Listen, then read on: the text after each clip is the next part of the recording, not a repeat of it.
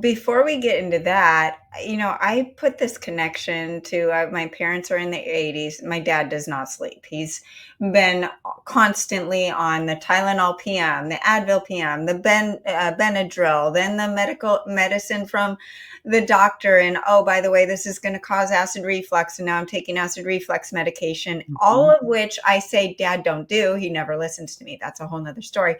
But in that, at their age group, I've noticed the most successful men, especially, just because they're in of that generation, they're the ones going to work and really the type A personalities, the CEOs, all of those guys Mhm. that were super successful, probably working a lot more hours, probably sacrificing their sleep. They're the ones with Alzheimer's. They're the ones that are dying off quicker, and there's Mhm. gotta be a connection there, right? Absolutely, and we're now starting to better understand the science related to that. So one of the first things that I always like to emphasize to people is that there are two major processes that we always want to think about when we're talking about sleep, and that's your sleep. Going to actual sleep, but also your circadian experience. This is your day night experience, that near 24-hour rhythm that we experience that kind of coincides with when the sun is going up and when it's going down.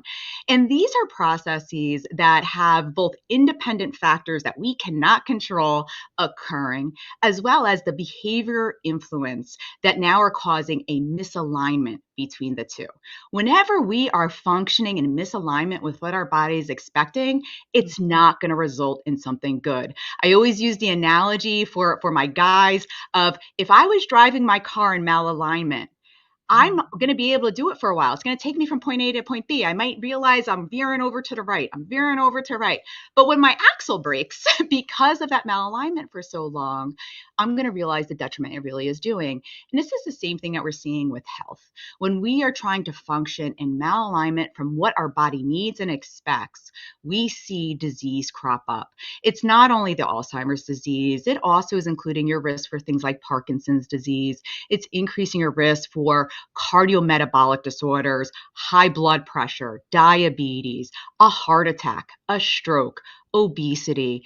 And if you're already living with those conditions, it is only going to make it harder to be able to control.